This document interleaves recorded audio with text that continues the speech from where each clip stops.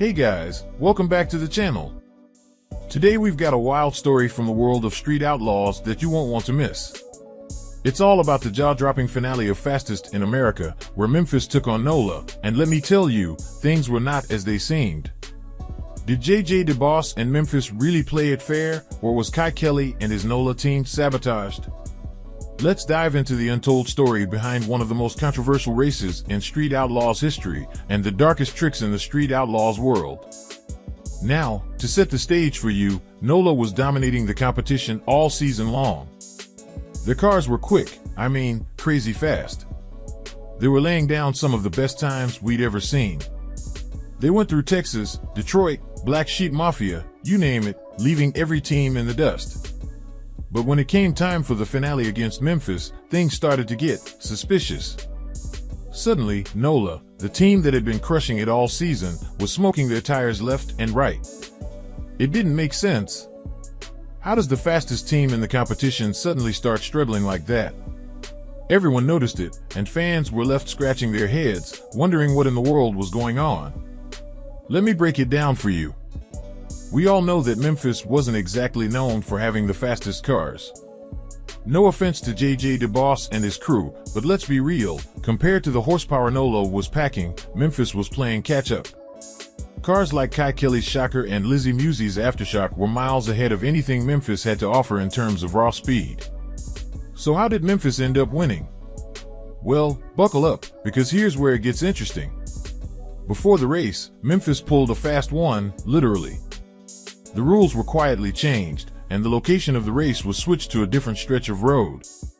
A road that, guess what, Memphis had already tested on, but Nola hadn't.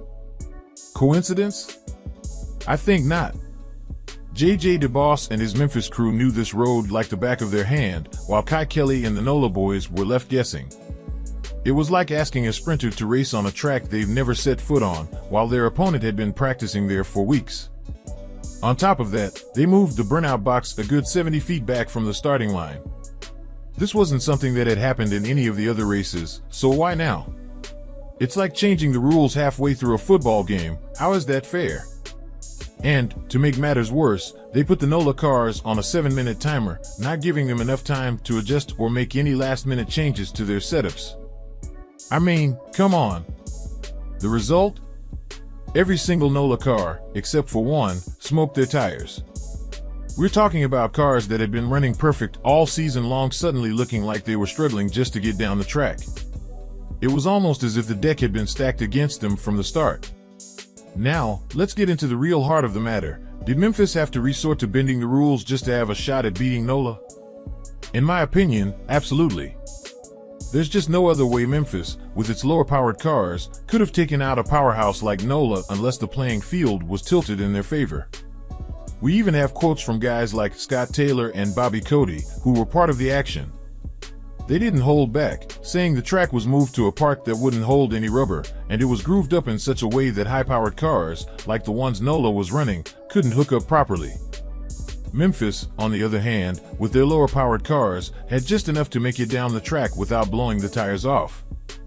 The whole situation reeks of a setup, and if you ask me, Memphis knew exactly what they were doing. Now, don't get me wrong. JJ DeBoss is a smart guy, and he knows how to play the game. But this felt like more than just smart racing. It felt like outright manipulation. Memphis needed an edge, and they found one by changing the rules at the last minute. And while it may have gotten them the win, it left a bad taste in a lot of fans' mouths. It wasn't the high-stakes, high-speed battle we were all expecting. It was a game of who could manipulate the rules better. But what do you guys think? Was it a fair race, or did JJ DeBoss and Memphis pull a fast one on Kye Kelley and Nola? Drop your thoughts in the comments below. I want to hear from you. And if you're as passionate about Street Outlaws as I am, hit that subscribe button so you don't miss any more breakdowns of these wild races. Thanks for watching, and I'll see you in the next one. Keep those tires hot and the nitrous flowing.